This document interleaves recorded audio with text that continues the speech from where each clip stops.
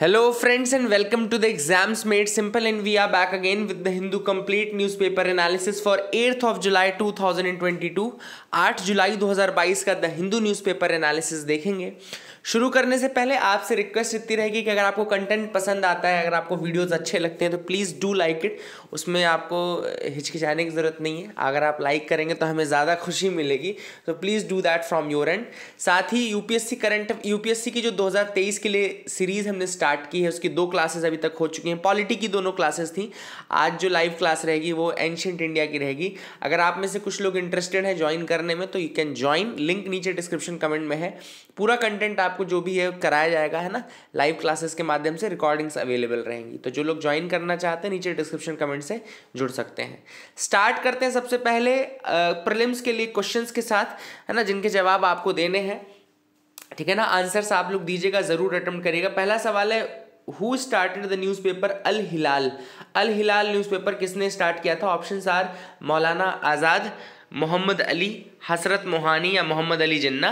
Question number 2 है, consider the following statements. अब कुछ स्टेटमेंट्स दिए हैं। पहला स्टेटमेंट है, servant of India society was founded by Gopal Krishna Gokhale. दूसरा स्टेटमेंट है, सुधारक was a periodical which projected the views of the society. Third है, गोपाल गणेश आगरकर यानी जीजी आगरकर स्टार्टेड द पीरियोडिकल सुधारक। तो आपको बताना है कि इनमें से स्टेटमेंट्स कौन कौन से करेक्ट हैं। 1 and 3, 1 2 3, 1 2 या 1 ओनली। क्वेश्चन नंबर 3 है, which of the following are features of Swadeshi movement. Swadeshi movement की फीचर्स कौन कौन से थे? First is emphasis on self reliance, second is extensive participation of the peasantry, third is cultural revivalism. तो आपको बताना है कि इसमें से स्वदेशी मूवमेंट के फीचर्स कौन कौन से थे। Options are 3 only, 2 3 only, 1 3 only या 1 2 3। तो मैं एक एक करके आपको आंसर्स बताता हूं, लेकिन आप अपनी तरफ से मुझे बताइएगा कि कितने आपने सही किए। पहला सवाल था, अल हिलाल न्यूज़पेपर किसने स्टार्ट किया था? तो ये मौलाना आज़ाद ने स्टार्ट किया था, है ना, ये तो आप सबसे बन गया होगा। दूसरा सवाल था, कंसीडर द फॉलोइंग स्टेटमेंट। तो servant of India society Gopal Krishna Gokhale ने बनाई थी, बिल्कुल सही बात है। सेकंड स्टेटमेंट लिखा है, सुधारक was a periodical which projected the views of society. ये गलत है, क्योंकि ये न्यूज़पेपर था सुधारक एक्चुअली में, और ये views of the society Hitavada बताता था। हितवाद नाम का एक पीरियोडिकल आता था, वो बताता था। ठीक है ना। थर्ड है, जीजी आगरकर स्टार्टेड द पीरियोडिकल सुधारक। तो ये बिल्कुल सही बात है कि जो ये सुधारक है इसको स्टार्ट गोपाल गणेश आगरकर ने किया था। तो सेकंड स्टेटमेंट इसलिए रॉन्ग है क्योंकि उसमें व्यूज ऑफ द सोसाइटी जो थे वो हितवाद बताता था, ना कि सुधारक। ठीक है ना, ये तो पूना से निकलता था आपका सुधारक जीजी आगरकर के अंतर्गत। तो 1 and 3 will be the correct statement. तीसरा सवाल है कि स्वदेशी मूवमेंट के फीचर्स कौन कौन से। तो पहला लिखा है, एम्फेसिस ऑन सेल्फ रिलायंस। बिल्कुल सही बात है, स्वदेशी मूवमेंट का मतलब ही सेल्फ रिलायंस होता है, स्वदेशी, है ना। सेकंड है, extensive participation of the peasantry. ये नहीं था, पीजेंट्री का पार्टिसिपेशन एक्सटेंसिव ऐसा स्वदेशी मूवमेंट नहीं कह रहा था, है ना, फीचर्स नहीं थे इसके, है ना। सेल्फ रिलायंस, है ना, आत्मविश्वास, आत्मनिर्भरता, ये सब सारे फीचर्स थे, है ना। और मेक इन इंडिया, ये सारी चीज़ें थी उस समय भी। Cultural revivalism, yes, cultural revivalism was there. तो 1 and 3 will be the correct answer for this. I hope you got clarity regarding these 3 questions. Question number 2 is, मतलब जो मेंस का क्वेश्चन है आज का, वो देख लीजिए। What are the major environmental challenges before India. Bharat के सामने कौन कौन से मेजर इन्वायरमेंटल चैलेंजेस हैं? How can India achieve carbon neutrality by 2070। क्या किया जाए कि कार्बन न्यूट्रलिटी 2070 तक हम अचीव कर लें? चैलेंजेस क्या क्या हैं ये बताने हैं पहले आपको, फिर आपको बताना है कि क्या स्टेप्स लेने हैं हमको in order to achieve carbon neutrality by 2070, है ना।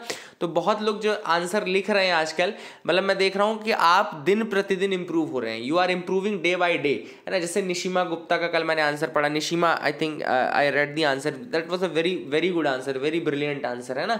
तो अब आपका इंट्रो भी चेंज हो रहा है, आपका कंक्लूजन भी चेंज होता जा रहा है, और काफ़ी इंप्रूवमेंट उसमें देखने को मिल रहा है। ठीक है ना। संकेत पहले से लिखते आ रहे हैं, अभी मैंने 2-3 दिन आंसर नहीं पढ़े उनके, but he is also writing very good answers. ठीक है ना। रजनीत ने भी कुछ ट्राई किया था, तो लोग कर रहे हैं try, that's a very good thing, है ना। अमनदीप इज ट्राइंग, है ना, प्रियंका इज ट्राइंग। तो इस तरीके से काफ़ी अच्छे अच्छे आंसर्स देखने को मिलते हैं। तो please keep doing that, keep writing the answers. Move करते हैं न्यूज़ एनालिसिस पार्ट में। सबसे पहली जो न्यूज़ है, एक रिसेंटली एक स्किन इन्फेक्शन रिपोर्ट किया गया था Sikkim Manipal institute of technology, जो कि आपका ईस्ट सिक्किम में लोकेटेड है वहाँ पे। और ये कहा गया था कि जो इन्फेक्शन हुआ है ये नायरोबी फ्लाइज के कारण हुआ है। This infection is because of the Nairobi flies. तो नायरोबी फ्लाइज याद रखेगा कि ये बेसिकली क्या है, it is also known as dragon bugs of Kenyan flies और कीनियन फ्लाइज, ठीक है ना। तो नायरोबी फ्लाइज को क्या कहा जाता था, क्या कहा जाता है, ड्रैगन बग्स भी कहा जाता है या फिर कीनियन फ्लाइज भी कहा जाता है। They are small beetle like insects, ये स्मॉल होते हैं beetle like insects, and they are categorised among two species, namely Paederus eximius and Paederus sabaeus. तो इसके दो स्पीशीज हैं, पीडरस एक्सीमियस एंड पीडरस सेबियस, ये लिख लेना आप लोग, है ना। और नायरोबी फ्लाइज को और क्या बोलते हैं, ड्रैगन बग्स या फिर केनियन फ्लाइज बोलते हैं, अलग अलग नाम पूछ सकता है ना, तो वहाँ पे आपको पता होना चाहिए। देन इसके अलावा दो कैटेगरीज मैंने आपको बता दिया, and they are found in orange and black colour, orange black colour की होती हैं। And this flies prosper in the areas of high rainfall, ऐसी जगहों पे जहाँ पे रेनफॉल ज़्यादा है वहाँ पे ये प्रॉस्पर करती हैं। And they get attracted towards bright light similar to most of the insects. जैसे सारे इंसेक्ट्स क्या होते हैं कि लाइट की तरफ भागते हैं ना, वैसे नायरोबी फ्लाइज का भी ऐसा ही है। अच्छा, होता क्या है कि ये ह्यूमंस के डायरेक्ट कांटेक्ट में आ जाती हैं। जैसे वहाँ पे ह्यूमंस की बॉडी में अगर ये बैठ गई तो ये बाइट नहीं करती, they do not bite actually. What they do is that, वो जब स्किन में बैठती हैं तो एक पोटेंट एसिडिक सब्सटेंस जिसको पीडरिन बोलते हैं, उसी से इनका नाम भी आया है स्पीशीज का। ये देखो यहाँ पे लिखा है पेडरिन, ये पेडेरिन ये नाम का एक सब्सटेंस ये रिलीज करती हैं। जब ये बॉडी पे बैठती हैं सरफेस पे तो पेडेरिन नाम का सब्सटेंस जो है रिलीज करती हैं, which causes Burns and irritation. फिर वो बर्न और इरिटेशन कॉज करता है। तो ये this is how the Nairobi flies work, है ना। तो पेडेरिन याद रखेगा। और ऊपर जो मैंने आपको इसके स्पीशीज बताए थे, पीडरस एक्जीमियस एंड पीडरस सेबियस, ये भी पेडेरिन से ही इसका नाम आया है, ठीक है ना। तो ये काफ़ी इंपॉर्टेंट चीज़ें हैं जो आपको बता दिया मैंने, तो इसको याद रखिएगा। एंड दूसरी जो न्यूज़ है वो है रिसेंटली एक team of researchers they published paper on fossil discovery.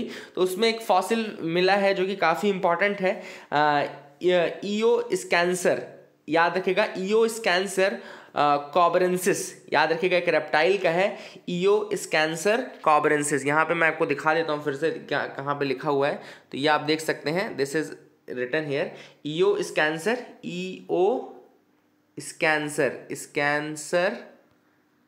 कोबरेंसिस, cobra से है ना, कोबरेंसिस, याद रखिएगा। तो it's a reptile which was belonging to Pennsylvanian sub period of Carboniferous. तो कार्बोनीफेरस पीरियड का था ये, है ना। And it use to live in and around area of New Mexico के एरिया में रहता था, ईओ स्कैंसर कॉर्बरेंसिस। एंड याद रखिएगा इसका जो फॉसिल मिला है ये काफ़ी इंपॉर्टेंट है, one of the largest fossils में आता है रेप्टाइल्स के, है ना। तो ईओ स्कैंसर कॉबरेंसिस, अगर आपसे कोई पूछे तो रेप्टाइल है जो कि मैक्सिकन पीरियड में रहता, मैक्सिको की जगह में रहता था, और कार्बोनीफेरस पीरियड का ये फॉसिल है जो कि मिला है, one of the largest, one of सबसे बड़ा है। और इसका जो लेंथ है लगभग 24.5 सेंटीमीटर लेंथ थी, और 58.3 ग्राम जो था इसका वेट मिला है। अगली है किस्वाहिली लैंग्वेज डे, है ना, वर्ल्ड किस्वाहिली लैंग्वेज डे। अब इसको लिख लो पहले। एक्चुअली ये स्वाहिली आपको पता होगा, स्वाहिली आपने पढ़ा होगा, एनसीईआरटीज में भी लिखा हुआ है। स्वाहिली क्या है, तो स्वाहिली एक्चुअली एक लैंग्वेज होती है जो अफ्रीकन रीजन में बोली जाती है, उसी से किस्वाहिली भी वही है।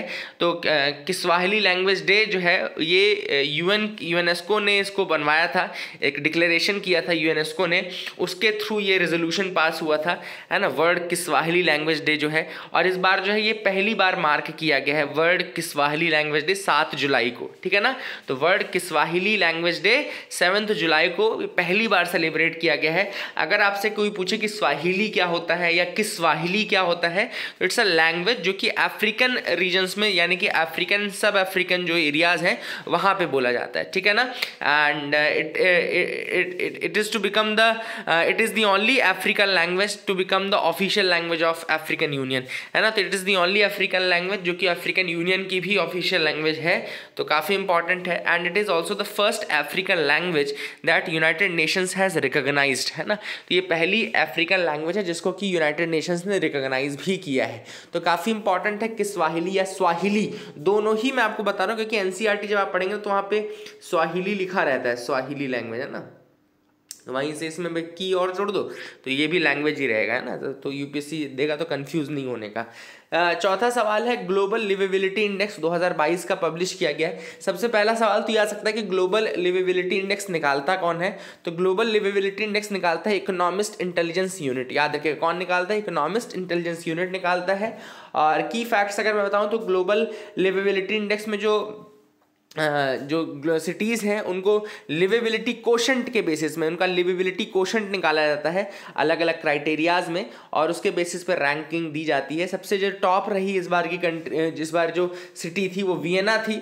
वियना टॉप्ड द रैंकिंग, ठीक है ना, सिटीज़ रैंकिंग में वियना ने टॉप किया है। इसके अलावा कोपेनहेगन सेकंड पे रहा है, followed by Copenhagen at the second position, ठीक है ना। तो रैंकिंग टॉप किसने की, वियना ने। कोपेनहेगन जो था वो सेकंड पे आया है, ठीक है ना। एंड जो लीस्ट 10 लिवेबल सिटीज़ थी उनमें तेहरान, कराची, ढाका, लेगोस इनको लिस्टेड किया गया है। और इंडियन सिटीज़ में जो बेंगलुरु है it has been ranked at 146th position, ठीक है ना। तो बेंगलुरु को 146th पोजीशन में किया गया है। उसके अलावा दिल्ली जो है वो 140th पे है, मुंबई जो है 141st पे है, एंड चेन्नई, बेंगलुरु, अहमदाबाद को भी इंक्लूड किया गया है, ठीक है ना। चेन्नई 142nd पे है, अहमदाबाद 143rd पे है। तो ये देखो पिछले बार की अगर हम रैंकिंग देखें ग्लोबल लिवेबिलिटी की तो केवल Delhi and Mumbai he feature हो पाई थी, बट इस साल अच्छी बात यह कि चेन्नई, बेंगलुरु, अहमदाबाद ऐसी नई नई सिटीज़ को भी इसमें एंट्री मिल रही है, ठीक है ना। तो ग्लोबल लिवेबिलिटी इंडेक्स केवल 173 सिटीज़ के लिए निकाला गया था, उसमें से अपनी सिटीज़ आ गई हैं, ये ज़्यादा अच्छी बात है, बड़ी बात है, ठीक है ना। तो that is the thing which is important. अगली जो न्यूज़ है वो है नेशनल फूड सिक्योरिटी एक्ट 2022 की रैंकिंग भी रिलीज़ की गई, state ranking for national food security act 2022। ये वैसे मैंने कल आपको बताया था, 6 जुलाई के न्यूज़पेपर का था, तो बस इसमें एक दो फैक्ट्स रह गए थे तो वो मैंने सोचा फिर से बता दूं। तो स्टेट रैंकिंग निकाली गई है नेशनल फूड सिक्योरिटी एक्ट के इम्प्लीमेंटेशन में, एंड इसमें उड़ीसा जो था वो नंबर 1 स्टेट के रूप में था, ये मैंने आपको बताया था। And Orissa was ranked first for bringing resilient food systems in the state, है ना। ऑब्वियसली वहाँ पे काफ़ी रेजिलियंट है फूड सिस्टम्स। एंड यहाँ पे एक इंपॉर्टेंट चीज़ ये है कि जो स्टेट्स की रैंकिंग में उत्तर प्रदेश को सेकंड रैंक दिया गया है, आंध्र प्रदेश को थर्ड रैंक दिया गया है, ठीक है ना। उत्तर प्रदेश फिर सेकंड है, आंध्र प्रदेश थर्ड है। और यहाँ पे असेसमेंट की जो रैंकिंग की गई है ये 3 इंपॉर्टेंट पिलर्स पे की गई है, 3 इंपॉर्टेंट पिलर्स पे की गई है। पहला है coverage, targeting and provisions of the act, मतलब कि वो आपका टारगेटेड पीडीएस कैसा है एंड किस तरीके से प्रोविजंस को आपने इंप्लीमेंट किए हैं, कवरेज कितने लोगों को आपने कवर किया है। तो coverage, targeting and provisions of the act, मतलब नेशनल फूड सिक्योरिटी एक्ट के प्रोविजंस कितने फॉलो हो रहे हैं। दूसरा है डिलीवरी प्लेटफॉर्म, है ना। एंड तीसरा है न्यूट्रिशनल इनिशिएटिव्स, न्यूट्रिशन के लिए क्या किया है, डिलीवरी आप कैसे, मतलब सामान किस तरीके से दे रहे हैं, खाना किस तरीके से दे रहे हैं, कौन से प्लेटफॉर्म के थ्रू दे रहे हैं ना। तो ये सारी चीज़ें यहाँ पे आपके लिए इंपॉर्टेंट है। I hope you got clarity. Boris Johnson now resigns as the prime minister. तो ब्रिटेन में ब्रेक्जिट के बाद अब बोरिस जॉनसन की एग्जिट भी हो गई है ना। तो Boris Johnson has resigned from Britain, याद रखिएगा, and he is from the Conservative party. तो ये भी इंपॉर्टेंट है, नए प्राइम मिनिस्टर का सिलेक्शन किया जाएगा। एंड वहाँ पे ऑब्वियसली ब्रेक्जिट के बाद काफ़ी क्वेश्चनिंग होने लगी थी, बोरिस जॉनसन सही से काम भी नहीं कर पा रहे थे, करप्शन के भी चार्जेस उनके ऊपर लग रहे थे, है ना। सो काफ़ी ज़्यादा, मतलब कहना चाहिए कि बहुत ज़्यादा वहाँ पे स्टॉर्मी कंडीशन थी ब्रिटेन में। एंड वही है, स्टॉर्मी कंडीशन में सबसे अच्छा काम क्या है कि भाग जाओ, है ना। तो Boris Johnson doing exact same. हर आदमी ज़ेलेंस्की नहीं होता ना, है ना, व्लादिमीर ज़ेलेंस्की होना बहुत कठिन है कि इस तरीके की कंडीशन है, फिर भी आप यूक्रेन में वहाँ पर बैठे हो अपने लोगों के साथ। तो यहाँ पर तो नॉर्मल कंडीशन में ही भाग गए ये लोग। So that is a thing. यहाँ पे दूसरी न्यूज़ है monsoon getting hotter then summers. तो ये ऑब्वियसली क्लाइमेट चेंज के लिए आप लिख सकते हैं, और इसको यूज़ कैसे करेंगे, जब भी आपके पास यूपीएससी मेंस में क्वेश्चन आता है, सपोज करो यूपीएससी मेंस में क्वेश्चन आता है या प्रीलिम्स में ही स्टेटमेंट बना करके यूपीएससी दे सकता है कि प्रेजेंटली जो कंटेम्प्रेरी सिनेरियो है उसमें जो एवरेज मानसून का टेम्परेचर है वो ज़्यादा देखने को मिला है समर के टेम्परेचर से। सपोज करो ऐसा अगर आपको स्टेटमेंट आता है यूपीएससी में तो वो सही होगा, क्योंकि centre for science and environment जो है उसने ये रिसर्च किया है कि जो average all India monsoon temperature है वो धीरे धीरे राइज होता जा रहा है, and that has risen and 0.3 degree Celsius ज़्यादा है then the average summer temperature. तो आप सोच सकते हैं ये 1951 टू 1980 के पीरियड से कंपेयर किया गया है और ये देखने को मिला है कि अगर हम 1951 से 80 के पीरियड को कंपेयर करें या फिर अभी 2012 से 21 के उसको कंपेयर करें तो अब 0.3 डिग्री से बढ़कर के 0.4 डिग्री सेल्सियस ज़्यादा टेम्परेचर देखने को मिलेगा आपको मानसून में than that of your summers. तो ये क्लाइमेट चेंज का ही सबसे बड़ा उदाहरण आप लिख सकते हैं। दूसरी चीज़ यहाँ पे Centre for science and Environment के बारे में लिखा है। तो Centre for science and Environment याद रखिएगा एक थिंक टैंक है and it's a not for profit public interest research and advisory organisation. क्या है, लिख लो, Centre for science and Environment, CSE बोलते हैं इसको। ये नॉट फॉर प्रॉफिट है and it's a think tank, public interest research advocacy organisation. तो पब्लिक इंटरेस्ट रिसर्च मतलब जो लोगों के भले के लिए रिसर्च करे, ये सारी चीज़ें इन्वायरमेंट रिलेटेड रिसर्च करे, ऑब्वियसली पब्लिक इंटरेस्ट रिसर्च करता है और ये दिल्ली में है। 1980 में ये बनी थी, 1980 में। तो Centre for science and environment कब बना था, अगर आपसे कोई पूछे तो 1980 में इसका फॉर्मेशन हुआ था, ठीक है ना। तो these are the things which are important regarding this item. I hope you got clarity, है ना, आपको समझ में आ गया होगा। आगे अब आप मूव कर सकते हैं। यहाँ पे तो ऐसी कोई न्यूज़ नहीं है, फ्राइडे के दिन वैसे भी ज़्यादातर ये शोबिज़ और मूवीज़ इन सब का ज़्यादा आता है, ठीक है ना। अगली न्यूज़ आप देख सकते हैं, POCSO applies to Muslim girls who attain puberty. अब यहाँ पे एक इंपॉर्टेंट न्यूज़ है, क्यों इंपॉर्टेंट है मैं आपको बताता हूँ। अभी रिसेंटली एक केस गया था, देखो जो मुस्लिम पर्सनल लॉज हैं, अब मैंने आपको एक न्यूज़ आइटम बताया भी था, कुछ दिनों पहले भी बताया था कि मुस्लिम पर्सनल लॉ की एक किताब लिखी गई है दिनशाह फरदूनजी मुल्ला के द्वारा। सर क्या नाम है इनका, दिनशाह फरदूनजी मुल्ला, ठीक है ना। एंड उन्होंने principles of the Mohammedan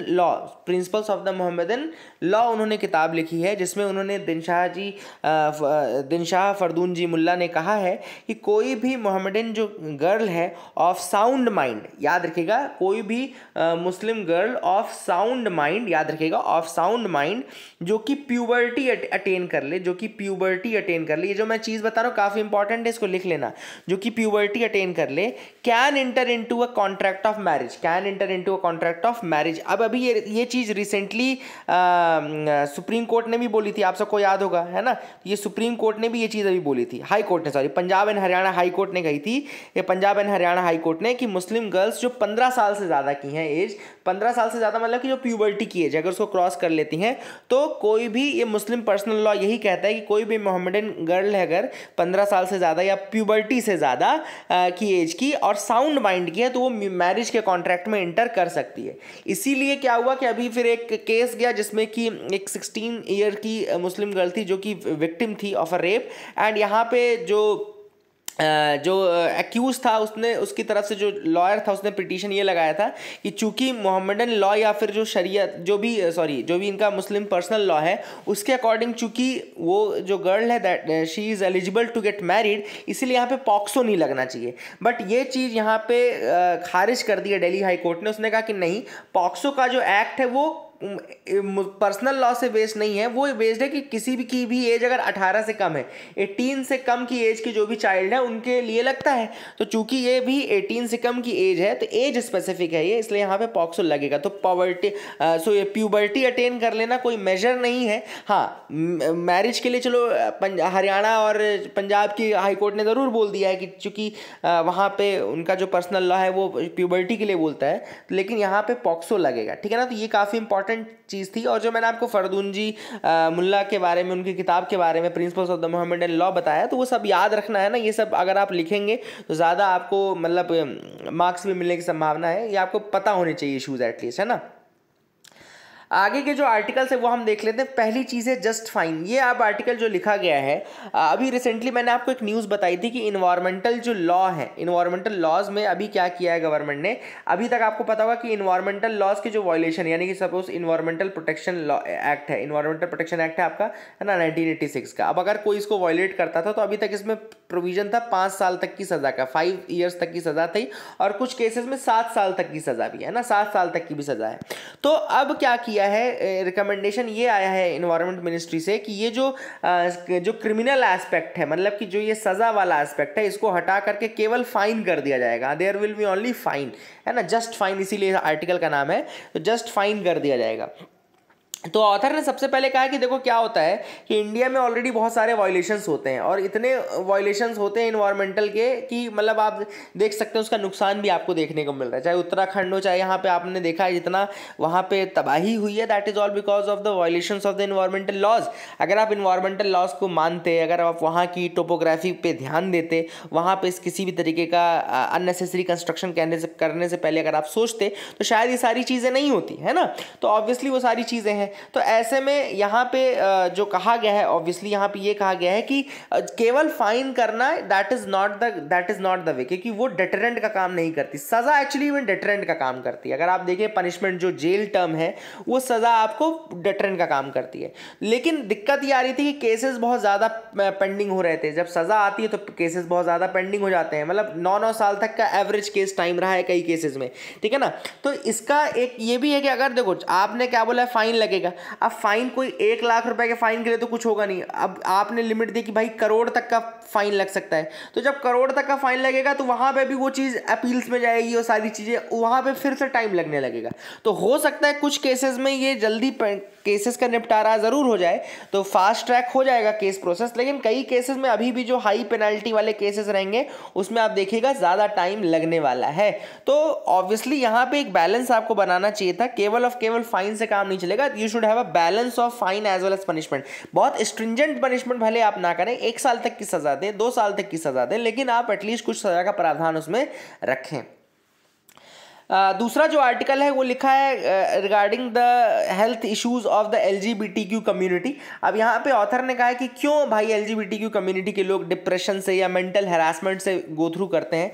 obviously there are many reasons, है ना। सबसे बड़े रीजन तो ये है कि अगर आप देखें LGBTQ कम्युनिटी के अगेंस्ट एक स्टिग्मा बना है सोसाइटी में। अभी भी there is a stigma, and stigma है ऑलरेडी, और उस स्टिग्मा को फेस करते हैं throughout their life. That is the first thing which causes mental depression in them, है ना। मेंटल हेल्थ को वहाँ पे इंपैक्ट पड़ता है, एम्बैरेसमेंट होता है, कई ज़्यादा स्ट्रेसर्स रहते हैं, ये स्ट्रेस क्रिएट करते हैं, ठीक है ना। अब दूसरी चीज़ यहाँ पे ये भी है कि हमारे यहाँ क्या होता है कि जैसे अगर कोई आप डॉक्टर के पास भी जाएंगे, अगर मान लो सपोज करो किसी डॉक्टर के पास आप गए, और स्पेशली सपोज करो गवर्नमेंट हॉस्पिटल में गए, तो एक वहाँ पे स्टिग्मा तो और ज़्यादा बढ़ ही जाता है, स्टिग्मा का लेवल। और दूसरा वो इसको एक बीमारी की तरह ट्रीट करते, they will treat it as a disease, that is it is unnatural, it should not have happened, and they will try to eliminate it, and they will try to give medicine for this purpose, है ना। तो कई जगहों पे stigma भी है, और ये बहुत ही ज़्यादा मतलब आउटस्पोकन स्टिग्मा है जो कि बाहर दिखने लगता है, ठीक है ना। तो ये भी काफ़ी इंपॉर्टेंट चीज़ें हैं। और LGBTQ कम्युनिटी के लोग इसीलिए प्राइवेट हॉस्पिटल्स में प्राइवेट 1-to-1 डॉक्टर्स का सलाह लेना पसंद करते हैं rather than going into the government hospitals and all, ठीक है ना। तो क्या, ताकि उनको वो हैरासमेंट फेस ना करना पड़े। इसके अलावा ये भी है कि LGBTQ कम्युनिटी के अंदर भी बहुत सारे फ्रैक्चर्स हैं।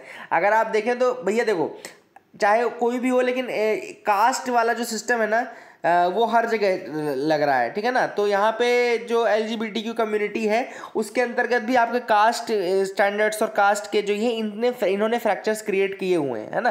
That is the thing which is important.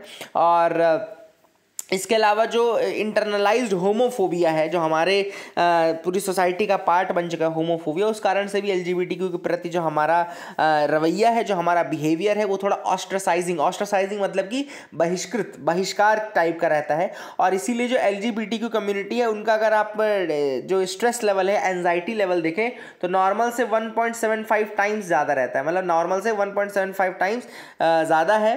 And इसके अलावा अगर ट्रांसजेंडर कम्युनिटी है तो ट्रांसजेंडर तो और ज़्यादा वल्नरेबल है, वहाँ पे 2.4 टाइम्स ज़्यादा है एंजाइटी का लेवल, ठीक है ना। तो ये इतने ज़्यादा गुने वो हमसे ज़्यादा डिप्रेस्ड या हमसे ज़्यादा एंजाइटी में है वो लोग। तो ये काफ़ी इंपॉर्टेंट है, ये चीज़ आपको डिफरेंस समझ में आना चाहिए। इसके अलावा a large majority of the psychiatrist in India still consider diverse sexual orientation and gender identities as disorder and practice which needs correction, ठीक है ना। तो ये भी इनका है कि कई लोग इसको ट्रीट करते हैं एज द डिसऑर्डर एंड चाहते हैं, सोचते हैं कि इसमें करेक्शन की ज़रूरत है ना। यहाँ पे ऑथर ने सजेस्ट किया कि we need comprehensive long term solutions that make queer mental health a priority and address the community needs but also engage everyone to change the environment in which they exist। Obviously हमको एक ऐसा solution चाहिए जो कि ना केवल उनकी mental health को प्रायोरिटी दे, क्योंकि वो एंजाइटी ज़्यादा फेस कर रहे हैं, वो ज़्यादा डिप्रेशन फेस कर रहे हैं, और दूसरी चीज़ बल्कि उनके आसपास का जो इन्वायरमेंट है, जो माहौल है, उसमें बिहेवियरल चेंज लाने की कोशिश की जाए, है ना। तो that is the thing, and उनको कम्युनिटी से अलग नहीं करना है, कम्युनिटी का हिस्सा ही है वो। And we have to create supportive space, we have to create educative spaces, we have to provide health care to them, उनके मेंटल हेल्थ के हमको वो ध्यान देना है, ये सारी चीज़ें। एंड उनका पार्टिसिपेशन हमको इंक्रीज करना है। अगर आप उनको पार्टिसिपेटरी माहौल में रखोगे, उनका पार्टिसिपेशन बढ़ाओगे, तो डेफिनेटली उनका जो मेंटल स्टेट है वो ज़्यादा बेटर होगा, ज़्यादा सुधरेगा, ठीक है ना। तो all these things have been mentioned in this article. I hope you got clarity regarding that, आपको समझ में आ गया होगा। आगे मूव करते हैं। The proposal for an India specific norm for assessing the vehicular safety in collision. तो वेहिकुलर सेफ्टी को टेस्ट करने के लिए नितिन गडकरी जी ने 24 जून को अप्रूव किया था ड्राफ्ट GSR, यानी कि draft general statutory rule notification, जिसमें उन्होंने कहा कि भाई एक नया Bharat new car assessment programme आप बनाओ। क्या बनाओ? Bharat new car assessment programme, Bharat NCAP। अगर आपसे कोई पूछे, कोई कौन पूछेगा? UPSC पूछेगा या फिर आपका स्टेट PCS कि भारत NCAP क्या है, या भारत NCAP में NCAP का फुल फॉर्म क्या है, तो ये नेशनल क्लाइमेट चेंज प्रोग्राम नहीं होगा, है ना, या फिर नेशनल क्लाइमेट असेसमेंट प्रोग्राम नहीं होगा, है ना। ये होगा क्या आपका new car assessment programme, new car assessment programme, Bharat new car assessment programme. और ये अकॉर्ड करेगा व्हीकल्स को star rating which will be based upon their performance in the crash test. तो क्रैश टेस्ट करा जाएगा, क्रैश टेस्ट के basis पे इनकी रेटिंग निकाली जाएगी और अलग अलग गाड़ियों को क्रैश टेस्ट के हिसाब से रेटिंग दी जाएगी। इससे होगा क्या? इससे होगा ये कि जो एक्सपोर्ट वर्दीनेस है, हमारी कार्स की जो एक्सपोर्ट वर्दीनेस है वो इंक्रीज होगी।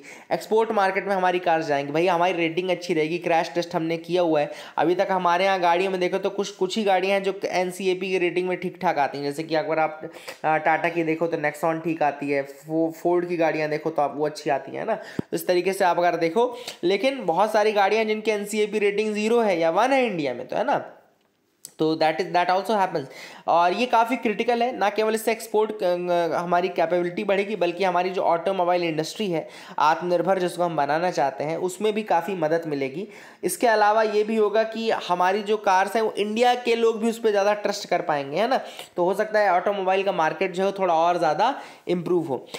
ये जो voluntary Bharat new car assessment programme है, इसमें व्हीकल्स को 1 to 5 स्टार्स दिए जाएंगे, ठीक है ना, 1 to 5 स्टार्स दिए जाएंगे। जैसे इसमें अलग अलग पैरामीटर्स हैं, एडल्ट ऑक्यूपेंट प्रोटेक्शन कितनी है, चाइल्ड ऑक्यूपेंट प्रोटेक्शन कितनी है, सेफ्टी असिस्ट टेक्नोलॉजीज कैसी कैसी कौन सी है ना, फ्रंटल इम्पैक्ट देखेगा, साइड इम्पैक्ट देखेगा, possibility of door opening after a crash, ठीक है ना। ये सारी चीज़ें इसमें टेस्ट की जाएंगे, फ्रंटल से और साइड वेज से, है ना, और कहाँ पे कितना आपके पास भाई एयर बैग्स हैं साइड में कि नहीं है ना, क्रैश लाइक सिचुएशन में कितने % डैमेज होता है ना। तो ये सारी चीज़ें बेसिकली देखी जाती है। एंड ये जो है आपका एक ग्लोबल NCAP प्रोग्राम भी चलता है, ग्लोबल भी कार असेसमेंट प्रोग्राम चलता है, और ये हमारा इंडिजिनस सिस्टम है Bharat new car assessment Programme. तो that is a thing which is important, and automobile industry के लिए काफ़ी अच्छी है, ये काफ़ी हो सकता है। What does it hold for the domestic automobile industry? तो आप सबको पता है जैसे it is 0 tolerance for road accidents. तो याद रखिएगा उनका जो फोकस है वो है 0 टॉलरेंस फॉर रोड एक्सीडेंट, मतलब रोड एक्सीडेंट्स को पूरी तरीके से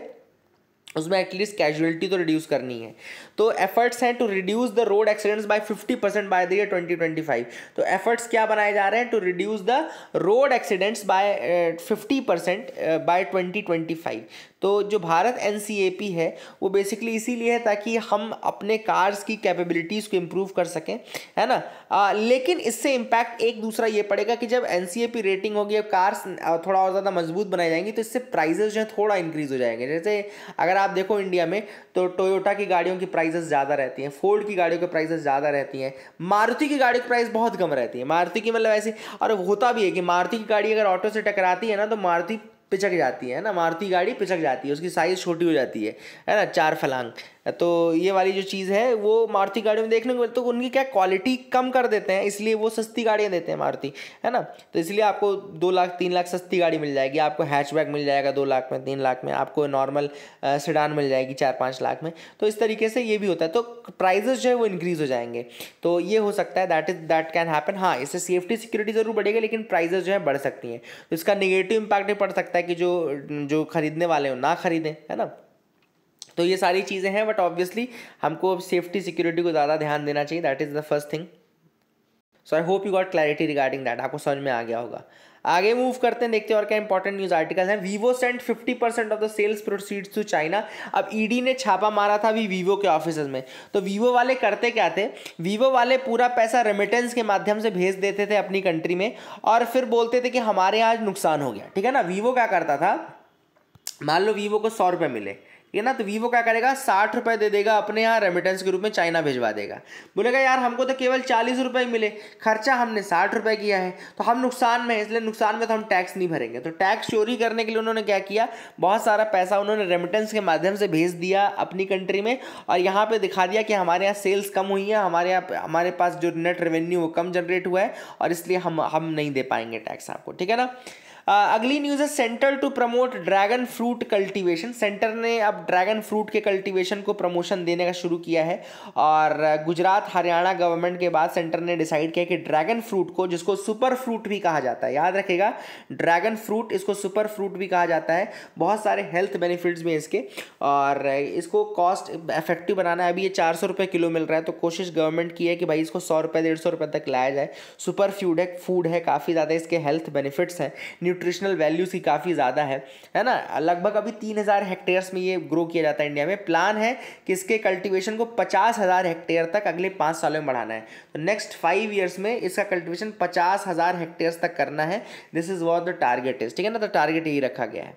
गुजरात गवर्नमेंट ने ड्रैगन फ्रूट का नाम बदल के कमलम यानी कि लोटस कर दिया था, ये भी आपको याद रखना है। ड्रैगन फ्रूट का नाम बदल के कमलम किया गया था, तो ये भी आप याद रखिएगा। बेनिफिट्स जो है फ्रूट के कि ये डिग्रेडेड या रेन फेड लैंड में भी ये ग्रो हो जाता है, तो इसको ग्रो करना इतना कठिन नहीं है, बट इसका प्रमोशन ज़रूरी है। तो कमलम याद रखिएगा, ड्रैगन फ्रूट या सुपर फ्रूट भी इसको कहा जाता है। तो I hope you got clarity regarding that as well, आपको समझ में आ गया होगा, ठीक है ना। Ukrainian troops killed on the Snake Island. तो मैंने आपको ऑलरेडी बताया हुआ है कि स्नेक आइलैंड कहाँ पर है, तो यूक्रेन का है। अभी पहले इसको कैप्चर कर लिया था रशिया ने, फिर वहाँ से हट गए। अब वहाँ पे फिर से 2-3 लोगों को वहाँ पे मार दिया गया है ना। तो वहाँ पे कई सोल्जर्स थे यूक्रेनियन आर्मी के जिनको कि मारा गया है। तो that was the thing. Brexit हो चुका है, तो देखते हैं कौन अब नया वहाँ पे प्राइम मिनिस्टर बनेगा।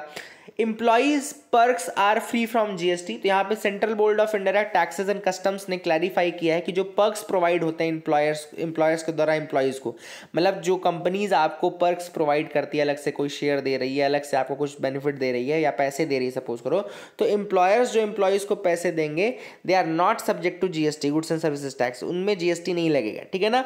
And only penalties can be levied in cases of invoking fake invoices. अगर आप फेक इनवॉइस करेंगे तो ही पेनल्टी जनरेट होगी, अदरवाइज अगर कंपनीज आपको कुछ पर्क्स प्रोवाइड कर रही है इनडायरेक्टली तो वो फिर आपको जीएसटी के अंतर्गत नहीं आएगा। तो that is the thing which is important, ये भी आप एक न्यूज़ के रूप में याद रखेगा। And RBI now moves to stabilise rupee. अब मैंने आपको पहले बताया था कि देखो क्या होता है, रुपी की वैल्यू कब गिरेगी, रुपी की वैल्यू तब गिरेगी जब रुपी ज़्यादा हो जाएगा और डॉलर कम हो जाएगा। जो ज़्यादा है उसकी वैल्यू कम है।